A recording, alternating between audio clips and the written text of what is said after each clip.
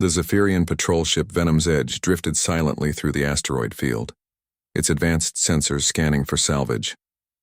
Captain Threx's mandibles clicked with satisfaction as the readings came through. A human vessel, badly damaged and apparently abandoned, floated among the space rocks like a metal corpse. "Look at that pathetic thing," First Officer Kess hissed, her serpentine tail coiling with excitement. "Humans build their ships like coffins. No wonder they're losing the war." The human ship was indeed a sorry sight. Hull plates hung at odd angles, atmosphere leaked from multiple breaches, and no energy signatures indicated active systems. The vessel appeared to be an old Earth military transport, the kind humans used to move supplies between their dying colonies. Threx studied the readings more carefully. Something felt wrong about this discovery.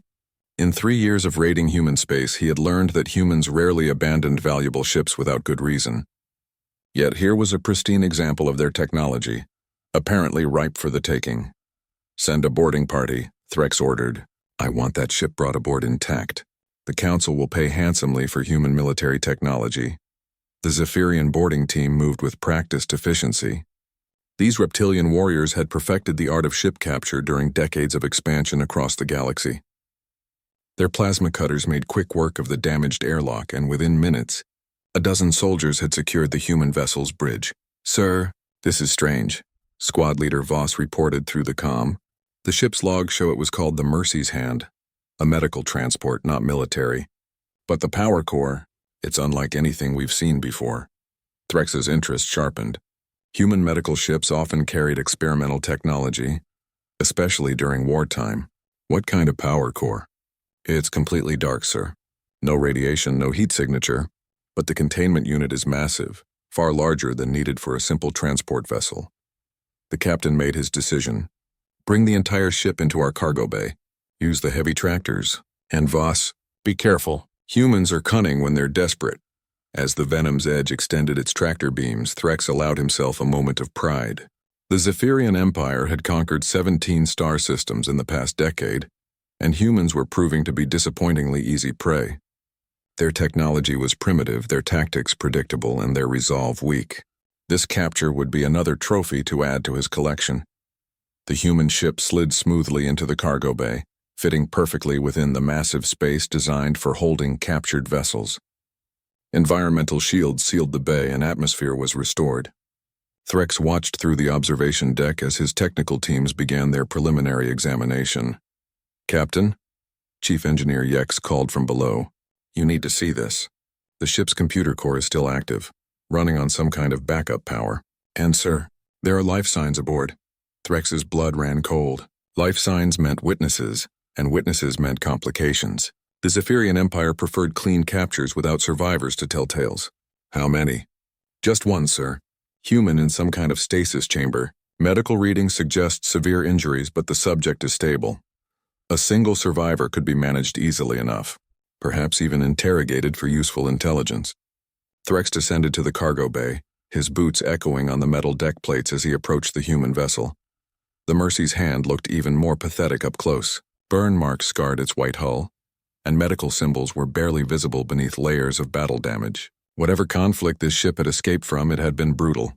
"Sir," Yex reported, his scaled hands dancing across a portable scanner, "I've managed to access some of the ship's files. This was a hospital ship, evacuating wounded from the Kepler-7 battle. It's been drifting for almost 6 months," Threx nodded. Kepler-7 had been a decisive Zephyrian victory, one of their most successful raids against human space. The fact that a single ship had escaped was mildly irritating, but ultimately insignificant. "What about the stasis chamber?" he asked. "Still sealed, sir, but the nameplate is visible. The occupant is listed as Lieutenant Commander Sarah Chen, Earth Naval Medical Corps, a medical officer, potentially valuable for intelligence purposes, assuming she could be kept alive long enough for questioning." Threx made a mental note to contact the intelligence division once they returned to base. "Sir," one of the technical specialists called out urgently, "the ship's computer just activated something. I'm reading massive power buildup in the core chamber." Threx spun toward the readings, his tactical training overriding his scientific curiosity. "Everyone out! Clear the cargo bay immediately!" But it was too late. Deep within the Mercy's Hand, Systems that had waited patiently for 6 months began their predetermined sequence.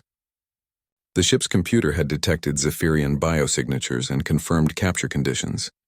Protocol 7 was now in effect.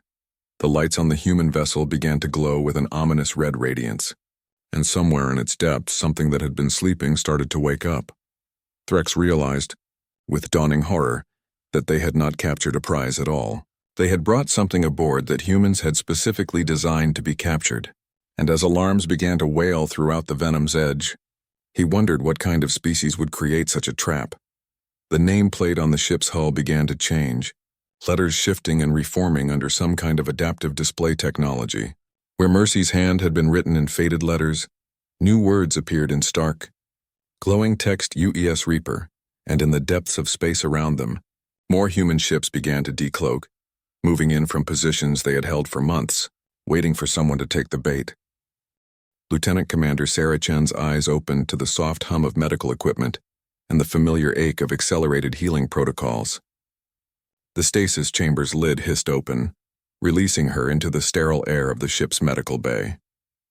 But something was wrong. The gravity felt different, heavier than Earth normal, and the air carried an alien scent. Her military training kicked in immediately. Chen rolled smoothly from the chamber, ignoring the protest from muscles that hadn't moved in months.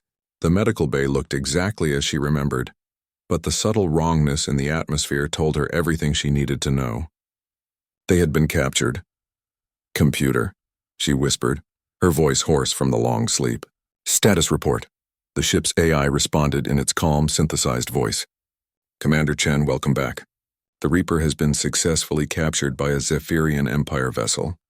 Designation unknown. We are currently in their cargo bay. All capture protocols have been initiated." Chen smiled grimly as she moved to the medical bay's hidden weapons locker. Her fingers traced the biometric scanner, and the wall panel slid away to reveal an arsenal that would have surprised her captors. The Reaper had been designed to look like a helpless medical transport, but beneath its civilian disguise lay something far more dangerous.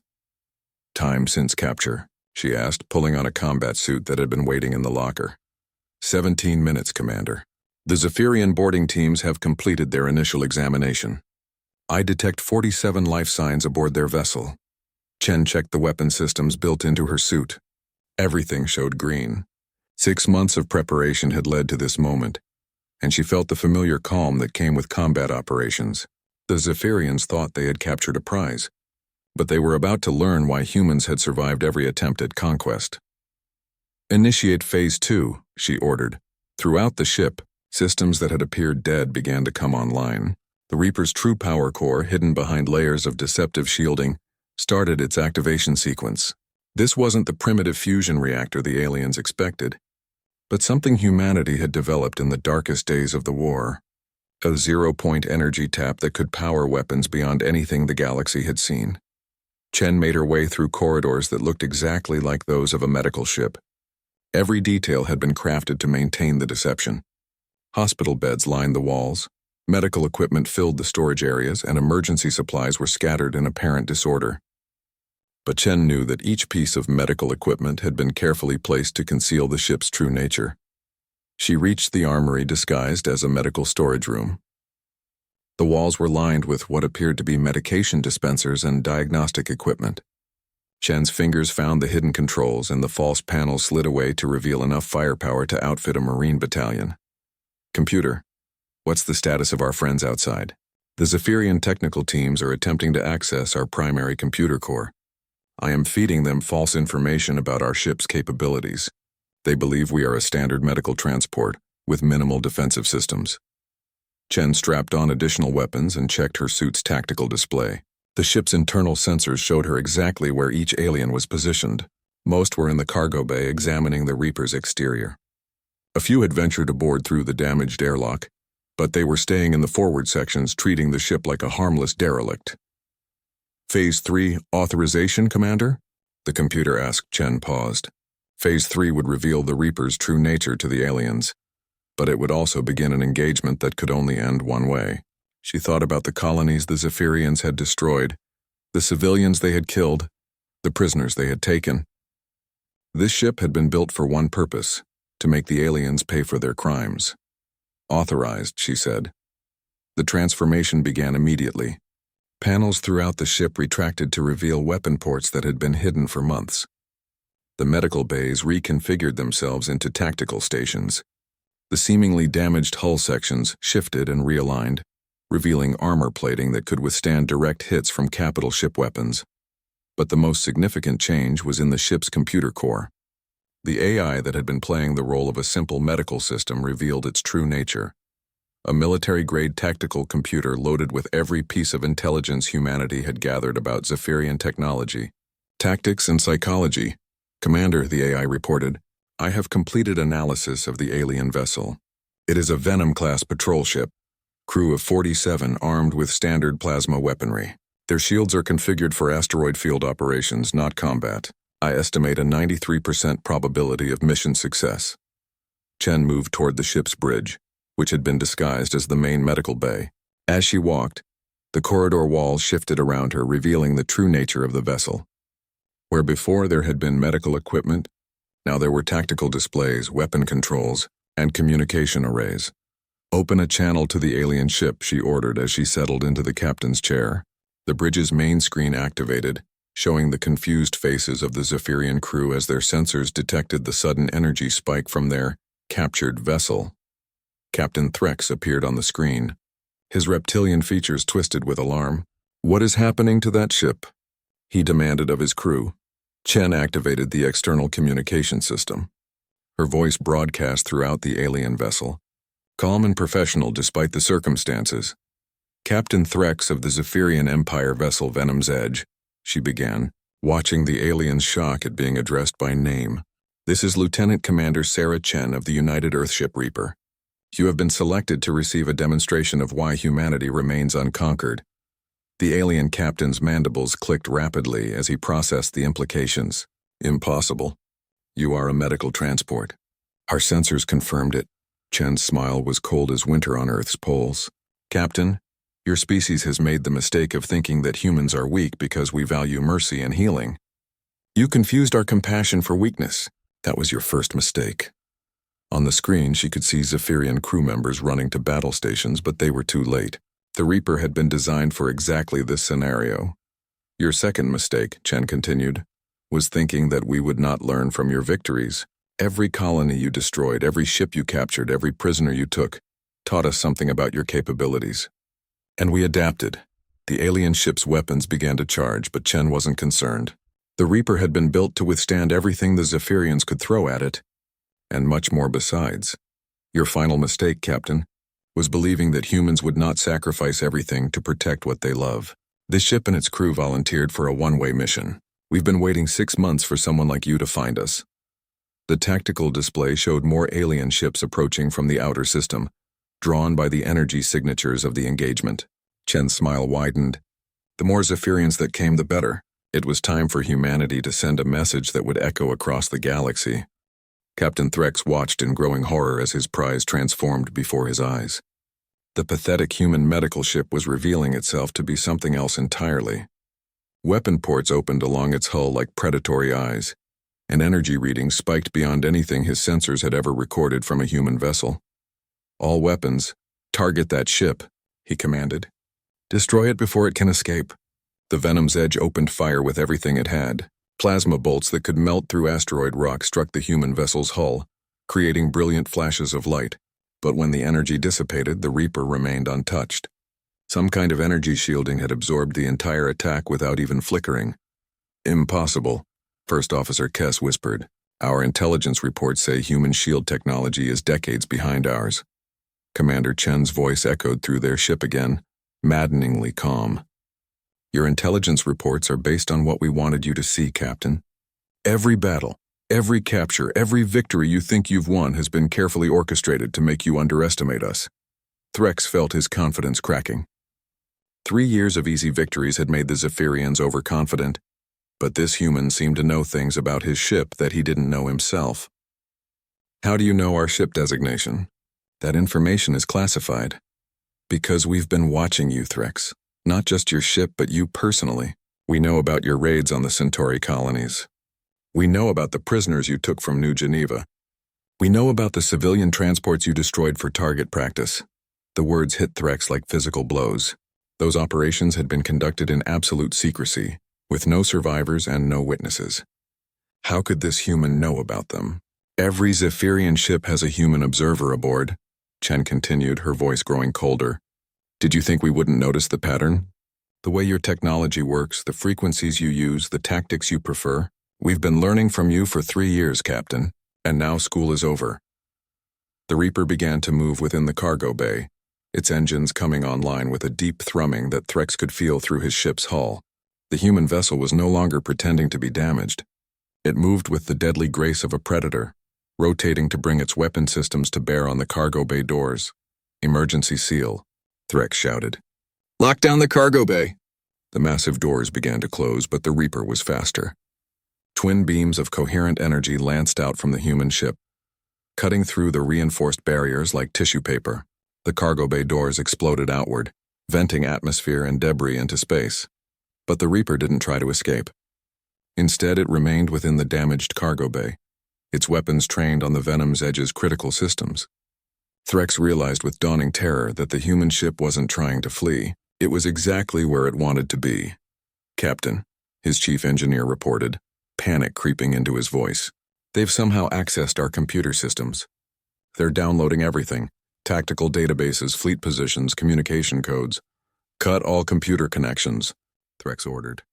Initiate complete isolation protocol. I can't, sir. They're using our own security systems against us. Every time I try to shut something down, 3 more connections open up.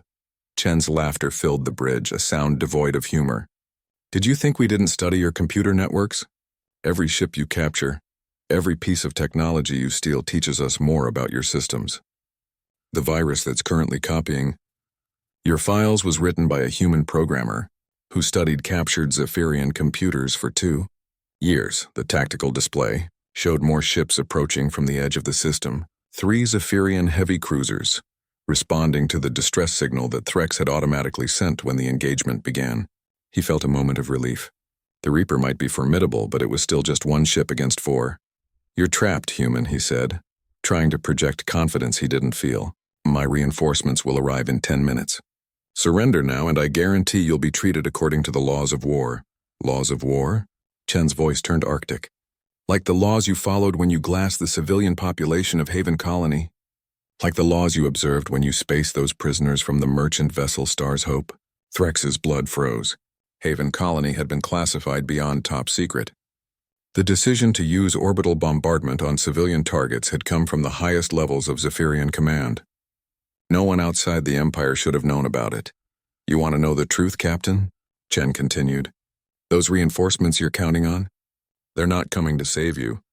They're coming because this is exactly what we wanted. The Reaper isn't just here to destroy your ship. We're here to demonstrate something to your entire fleet. The human vessel began to emit a new energy signature, something that made Threx's tactical officer back away from his console in fear. Sir, I'm reading massive power buildup in that ship.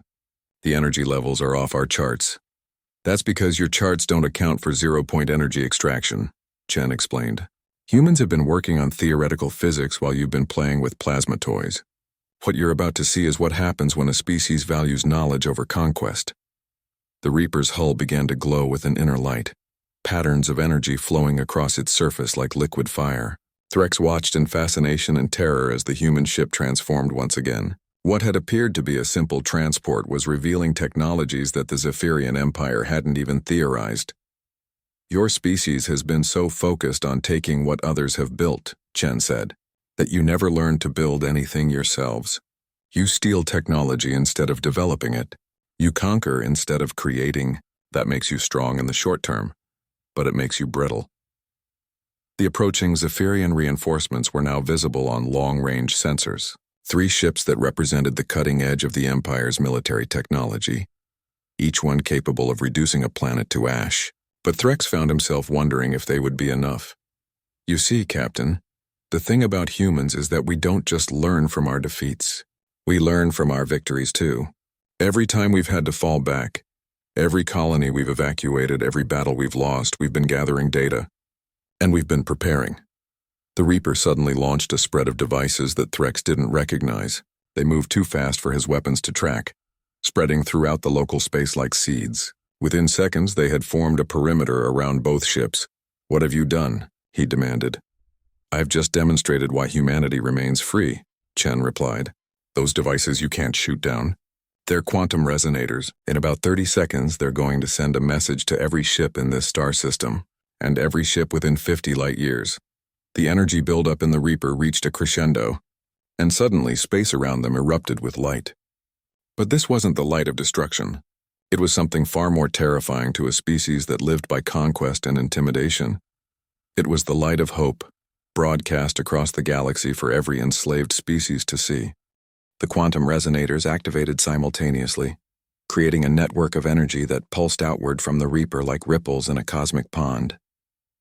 Threx watched his sensors go mad as the wave of information propagated through subspace, carrying its message to every inhabited system within a 50 light-year radius. "What kind of message?" he demanded, though part of him already feared the answer. Commander Chen's voice carried a note of satisfaction that chilled him to his reptilian core. "Tactical data, Captain. Complete specifications on Zephyrian ship. Designs, weapon frequencies, shield harmonics, computer security protocols. Everything we've learned in 3 years of letting you think you were winning." The implications hit Threx like a physical blow. If that information reached the other species under Zephyrian rule, the enslaved colonies would suddenly have the knowledge they needed to fight back effectively. Decades of careful technological superiority would evaporate in a single stroke. "You're bluffing," he said, but his voice lacked conviction. No single ship could carry that much data. "Who said it was a single ship?" Chen replied. "The Reaper is just the transmission node. The real intelligence has been gathered by dozens of ships like this one, crewed by volunteers who spent months or years in enemy territory, gathering every piece of information they could find." On the tactical display, the three approaching, Zephyrian cruisers suddenly changed course, moving to intercept the expanding wave of quantum signals. But they were too late. The information pulse was already beyond their reach, spreading through the galactic communication network like wildfire. "Even if your data is accurate," Threx said, trying to maintain some semblance of control, "it won't matter. The other species lack the will to fight. We've broken their spirits." Chen's laughter was like ice cracking.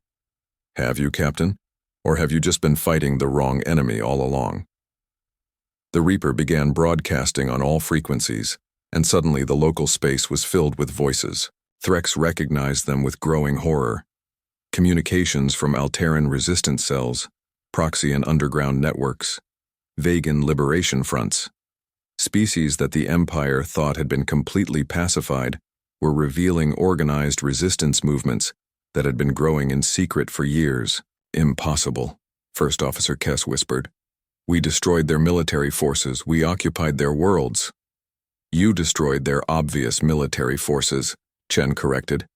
"But humans taught them something important: how to lose a battle and still win a war. Every species you conquered learned to hide, to wait, to organize, and most importantly, they learned to work together."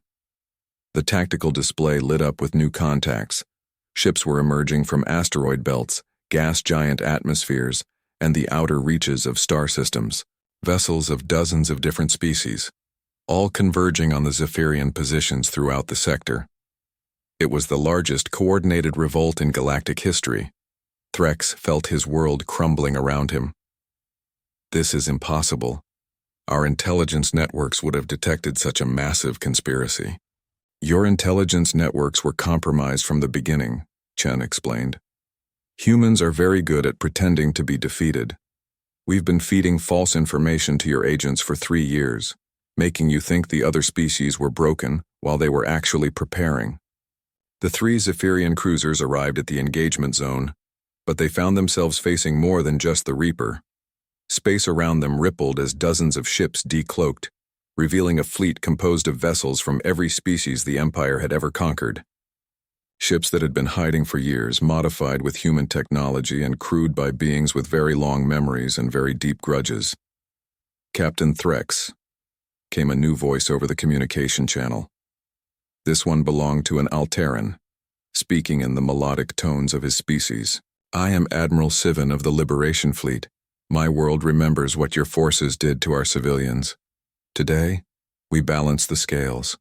Another voice joined in, this one belonging to a Proxian. This is Commander Vash. The Proxian Republic has not forgotten the destruction of our colonies. We stand ready to collect our debt. More voices added themselves to the growing chorus. Vegans, Centaurians, Beatons, even representatives of species that Threx had thought were extinct. All of them unified by their hatred of Zephyrian oppression and their determination to see it end. You see, Captain, Chen said, the thing about humans is that we make friends easily. We don't conquer or subjugate. We teach and learn and cooperate. While you were busy breaking spirits, we were busy building alliances. The Reaper began moving, again sliding out of the damaged cargo bay with graceful precision. But instead of attacking, it took position alongside the growing fleet of liberation ships. Threx realized that this entire engagement had been choreographed from the beginning. Every battle you won against humanity was allowed to happen. Chen continued. Every human colony you destroyed was evacuated beforehand. Every ship you captured was filled with false information designed to lead you exactly where we wanted you to be. Threx's tactical officer reported with a trembling voice. Sir, I'm reading similar uprisings across 17 star systems. Our garrison forces are under attack everywhere simultaneously. The scope of the deception was staggering. The Zephyrian Empire had believed itself to be at the height of its power, controlling vast territories and numerous species. In reality, they had been dancing to humanity's tune for years, their every victory moving them closer to this moment of reckoning. Why? Threx asked, his voice barely a whisper. Why go to such elaborate lengths? You could have simply attacked our home systems directly. Chen's voice became serious, almost sad. Because, Captain, we wanted to give you a chance to change. Humans believe in redemption, in the possibility that even the worst aggressor can choose a different path. Every delay, every elaborate plan, every moment we spent preparing instead of attacking was an opportunity for your species to choose cooperation over conquest. The Zephyrian captain looked around his bridge at his frightened crew. These warriors who had seemed invincible just hours ago now appeared fragile and uncertain. The foundation of their superiority had been revealed as an illusion. And if we refuse to change? He asked. Then you'll face the consequences of your choices, Chen replied. But those consequences won't come from humanity alone. Every species you've oppressed, every world you've conquered, every civilian you've killed has allies now. We've taught them that victory isn't about being stronger than your enemy. It's about being smarter, more patient, and more willing to sacrifice for something greater than yourself. The Liberation Fleet continued to grow as more ships dropped out of hyperspace. Threx counted over 200 vessels now, representing technologies and tactics that the Zephyrian Empire had never encountered. This wasn't just a rebellion, it was a revolution, and humanity had been its architect. Admiral Korath of the Zephyrian 7th Fleet materialized on the bridge of the Venom's Edge via emergency transport, his scales dark with rage. The most feared military commander in the Empire had been overseeing operations in the neighboring system when reports of the uprising reached him. Now he stood face to face with the catastrophe that threatened everything the Zephyrians had built. Explain this disaster, Korath hissed at Captain Threx, his claws extending unconsciously. How did a single human medical ship compromise our entire sector? Threx gestured weakly at the tactical display, which showed the continuing expansion of the Liberation Fleet. More ships arrived every few minutes, emerging from hiding places that Imperial intelligence had never suspected. Sir, it wasn't just one ship. This has been planned for years. The humans, they've been feeding us false information, making us think we were winning while they prepared this. Korath studied the readings with the eye of a veteran strategist. What he saw defied every tactical principle he'd learned in 40 years of conquest. The enemy fleet wasn't just numerous. It was diverse, incorporating technologies from dozens of different species into a unified fighting force. Impossible, he muttered. The conquered species hate each other as much as they hate us. The Alterans and Proxians have been enemies for centuries. They would never cooperate like this. Commander Chen's voice cut through the bridge speakers as if she'd been monitoring their conversation. Admiral Korath, your reputation precedes you. I'm told you're the architect of the vegan pacification campaign. Korath's blood chilled. The vegan operation had been classified at the highest levels, known only to a handful of Imperial officials. Who are you? He demanded. Someone who studied your methods very carefully, Chen replied. The orbital bombardment of civilian population centers. The use of biological weapons against non-combatants. The systematic destruction of cultural sites to break enemy morale. Very effective tactics, Admiral, and very informative about Zephyrian psychology. The Admiral felt a tremor of unease. Something in the human's tone suggested that his past actions were about to have consequences he hadn't anticipated. You see, Chen continued, humans have a particular talent for understanding motivation.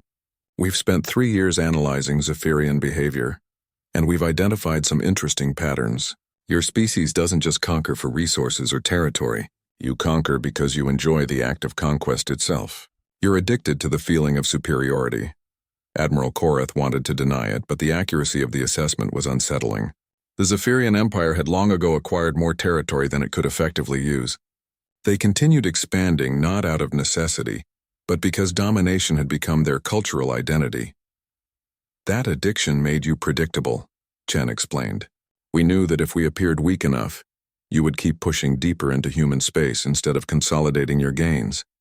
Every victory made you hungrier for the next one, and that hunger led you exactly where we wanted you. The tactical display updated again, showing the arrival of something that made Korath's heart skip a beat. A massive vessel, larger than any ship in the Zephyrian fleet, materialized at the edge of the system.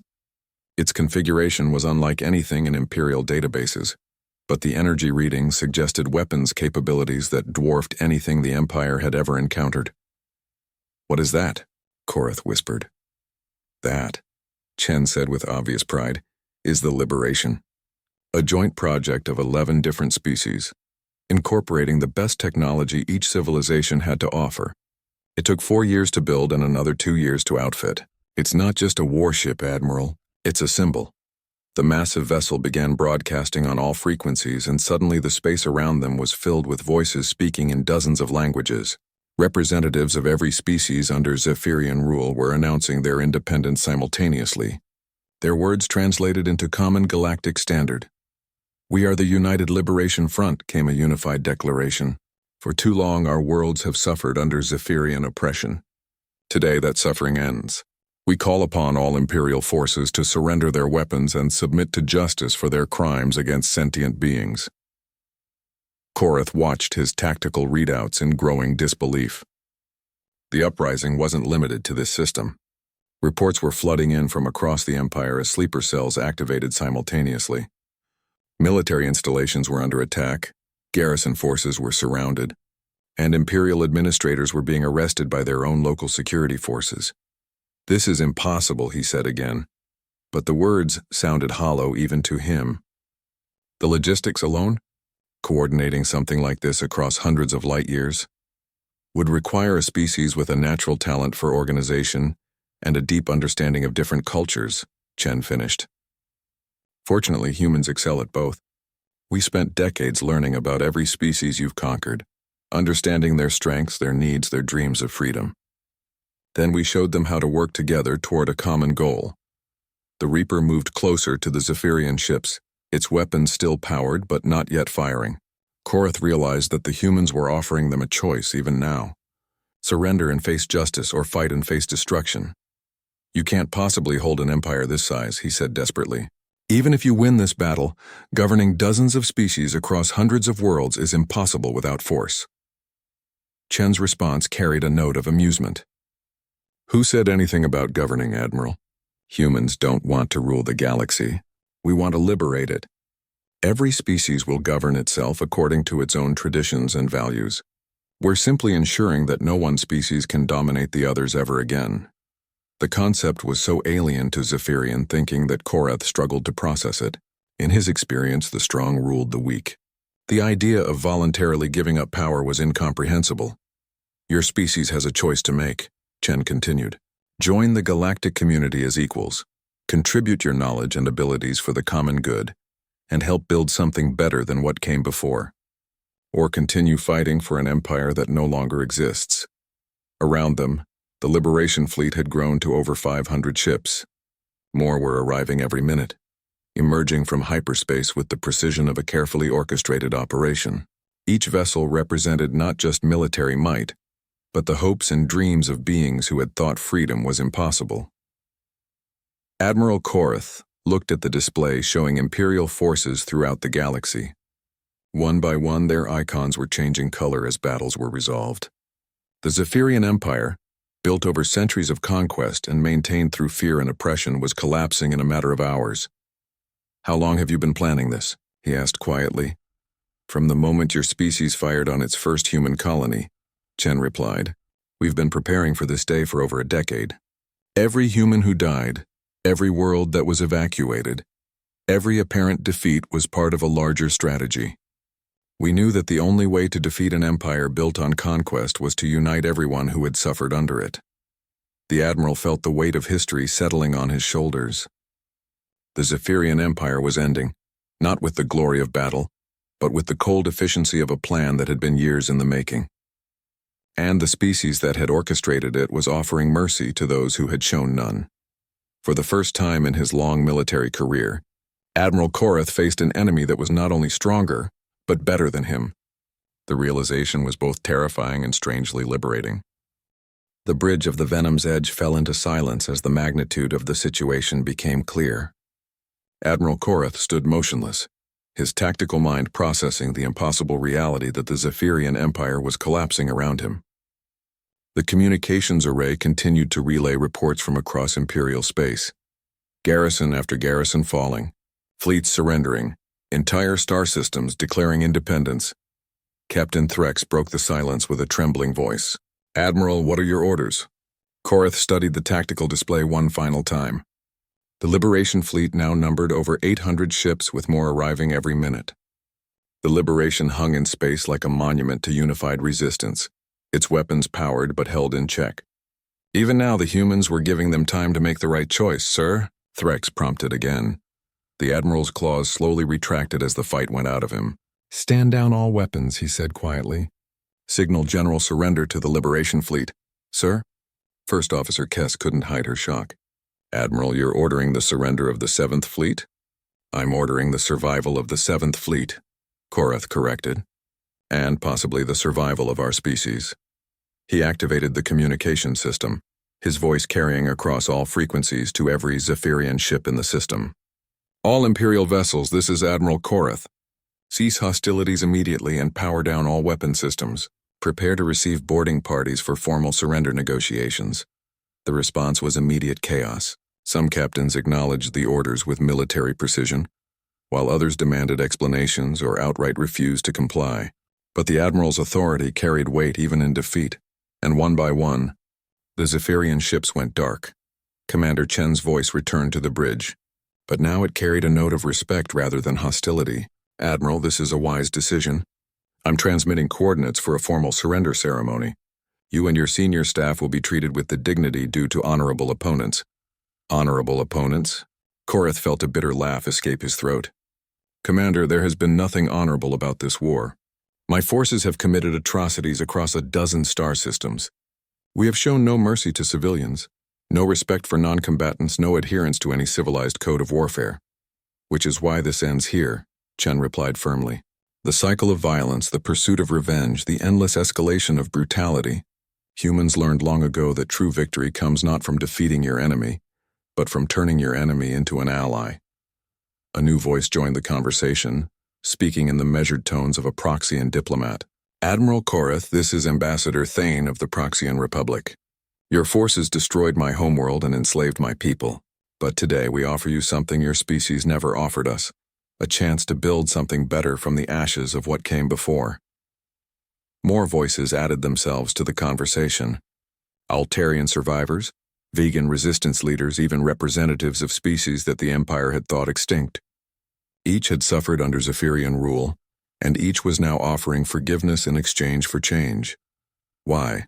Korath asked, genuinely bewildered. "Why offer mercy to those who showed you none?" "Because," Chen explained, "the humans taught us that mercy is not weakness. It's the strongest possible expression of confidence in your own values. We're not afraid of you anymore, Admiral. We're not afraid of your ships or your weapons or your threats. And when you're not afraid of someone, it becomes possible to help them become better. The Admiral felt something break inside him, a lifetime of conditioning that had taught him that strength came from inspiring fear. These beings had defeated the most powerful empire in the galaxy, and they were using their victory not to inflict punishment, but to create hope. "What happens to us now?" he asked. "That depends on you," came the reply from Ambassador Thane. "The Liberation Fleet includes representatives from the new Galactic Justice Council. Those who are responsible for war crimes will face trial, but even they will be given the opportunity to make amends through service and rehabilitation, rather than simple punishment." "And our homeworld?" Commander Chen's voice softened. "The Zephyrian home system is already under Liberation Fleet protection, Admiral. We've been in contact with civilian leadership there for months. Your people are going through the same choice you face now. Join the galactic community as equals, or face isolation until they're ready to change." The communication system crackled with a new transmission from the Zephyrian homeworld.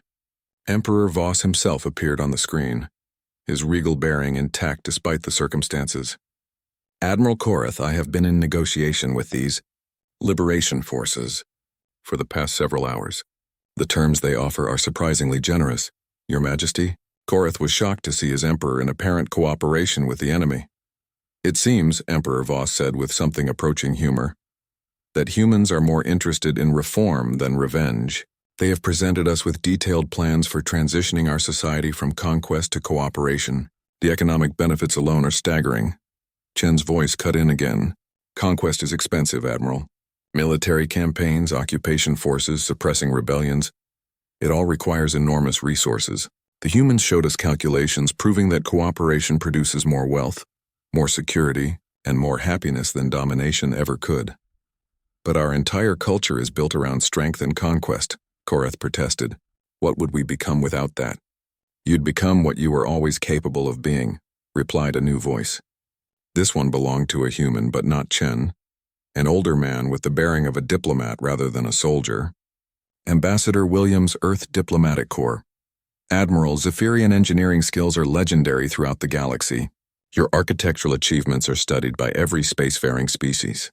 Your military precision could be redirected toward exploration, construction, and problem-solving. You have so much to offer beyond conquest." The tactical display updated one final time, showing the complete collapse of Imperial resistance throughout the sector.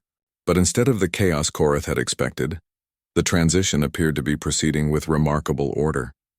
Liberation forces were providing humanitarian aid, restoring civilian infrastructure, and establishing interim governments based on local preferences rather than imposed ideologies. "This is what victory looks like," Chen observed. "Not the subjugation of your enemies, but their transformation into partners. Not the imposition of your will, but the creation of conditions where everyone can thrive according to their own nature."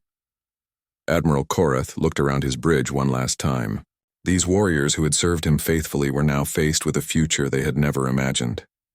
But in their eyes, he saw something he had never seen before: hope. "Signal the fleet," he ordered. "All ships are to comply fully with Liberation Fleet instructions.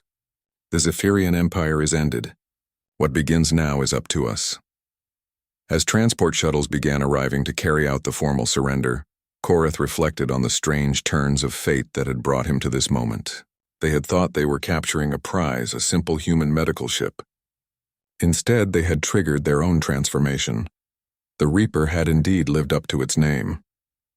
But what it had harvested was not death and destruction. It had reaped the end of an age of darkness and the beginning of something unprecedented in galactic history. A civilization based on cooperation rather than conquest, understanding rather than fear, hope rather than despair, and humanity. The species the Zephyrians had dismissed as weak and primitive had been the architects of it all.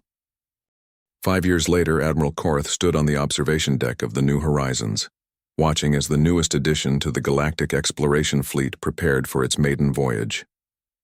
The ship was a marvel of cooperative engineering, incorporating Zephyrian structural design, Alteran propulsion systems, human computational networks, and proxy and life support technology. It represented everything the galaxy had become since the fall of the Empire. Magnificent, isn't it? The voice belonged to Commander Chen, now Director Chen of the Galactic Coordination Council. She had aged in the intervening years, her hair showing streaks of silver, but her eyes held the same intelligent determination that had planned the Empire's downfall. I still sometimes can't believe this is real, Korath admitted.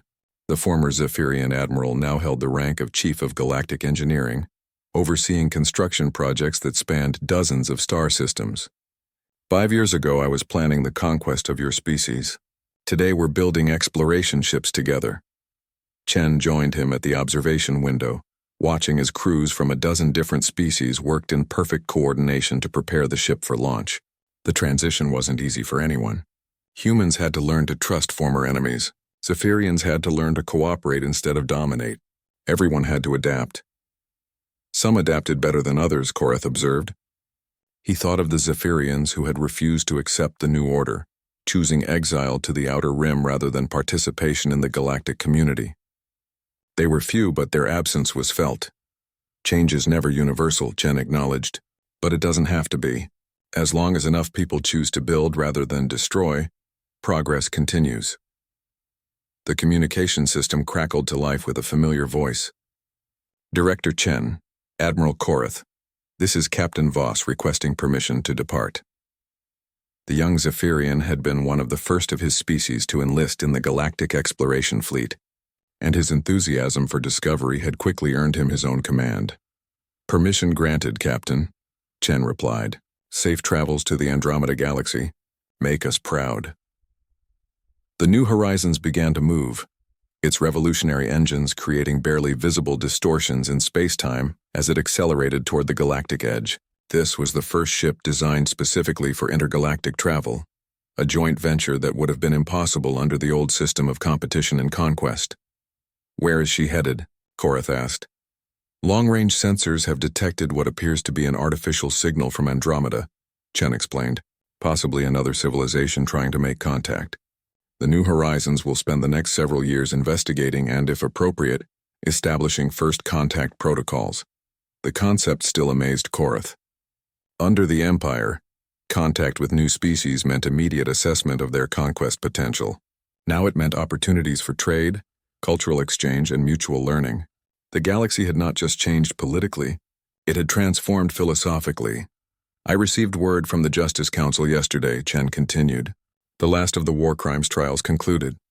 Former Emperor Voss was sentenced to community service, overseeing refugee resettlement on the outer colonies. Korath nodded. The trials had been unlike anything in galactic history, focusing on rehabilitation rather than punishment. Even the most hardened war criminals had been given opportunities to make amends through service to their victims. The process had taken years, but it had resulted in genuine reconciliation rather than festering resentment. How is the memorial project progressing? He asked, ahead of schedule. The Vegan architects finished the design last month, and construction should be complete within 2 years. Chen's voice carried pride mixed with solemnity. The Galactic Memorial would honor all the victims of Imperial conquest. But it was being built not as a monument to hatred, but as a reminder of the cost of abandoning cooperation for domination. They stood in comfortable silence, watching as other ships moved through the space lanes around them. The traffic was heavier than anything the galaxy had ever seen during the Imperial period. Trade vessels carried goods between species that had been enemies for centuries. Scientific expeditions launched toward distant stars. Cultural exchange programs brought together beings who were learning to celebrate their differences rather than fight over them. Sometimes I wonder what would have happened if we had simply destroyed the Empire, Chen mused. It would have been easier, certainly faster, and far less meaningful, Korath replied. Destruction is simple, Director. Anyone with enough weapons can break things. But creation, transformation, the building of something better from the ruins of what came before, that requires wisdom, Chen smiled. You sound like a human philosopher, Admiral. Perhaps humans aren't the only species capable of learning. The communication system activated again, this time carrying multiple voices speaking in harmony. Representatives from dozens of species were announcing the successful establishment of the galaxy's first interstellar university, where young beings from every world would learn together, sharing knowledge and building friendships that would last lifetimes. The Reaper's final harvest, Chen said quietly. How do you mean? When we designed that ship, we thought we were creating a weapon to destroy an empire. But what we actually created was a seed. Everything that's happened since, everything we've built together. It all grew from that moment when you decided to capture what you thought was a helpless medical transport. Korath felt a deep satisfaction that had nothing to do with conquest or domination. For the first time in his life, he was part of something that made the galaxy better rather than worse. Perhaps that was always the plan. Perhaps, Chen agreed. Humans have always believed that the best victories are the ones where everyone wins in the end. A new ship appeared on the edge of their sensor range. Its configuration unfamiliar, but its energy signature peaceful. The automated systems immediately began standard first contact protocols, broadcasting welcome messages in hundreds of languages and offering assistance if needed. Another new species? Korath asked. Looks like it. They're broadcasting what appears to be mathematical constants and peaceful intentions. The linguistics team will have a translation matrix ready within hours. This too had become routine in the new galaxy. Instead of fleets mobilizing to assess conquest potential, diplomatic teams prepared to welcome new friends. Instead of military analysis of weaknesses, scientific teams studied opportunities for mutual learning. Director, came another voice from the communication system. This is the orbital platform around New Geneva. We're ready to begin construction of the next phase of the refugee resettlement project. Chen activated the response channel. Approved. You have full authorization to proceed. New Geneva had been one of the first human colonies destroyed by the Empire. Its population evacuated just hours before Zephyrian bombardment reduced it to ash. Now it was being rebuilt as a symbol of renewal, designed to house refugees from across the galaxy, while they decided where to make their permanent homes. I should attend the construction ceremony, Chen said. The survivors of the original colony specifically requested that former Imperial officers participate in the rebuilding.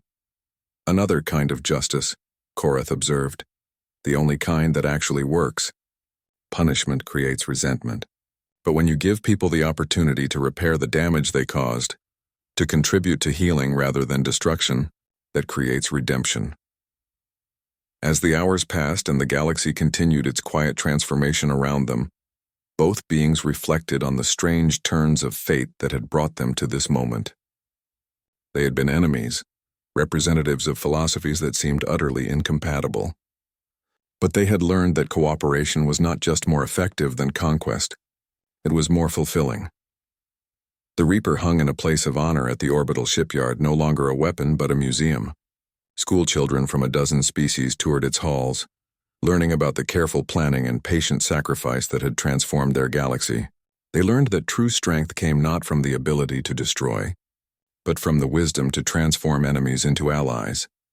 And somewhere in the depths of space, other species yet unknown continued their journeys toward a galaxy that had learned, finally and forever, that the greatest victories were achieved not through conquest, but through the infinite possibilities that emerged when beings chose to build together rather than tear each other apart. The Empire had thought they had captured a prize. Instead, they had found their redemption, and in doing so, they had helped birth a civilization that would endure among the stars for generations yet to come.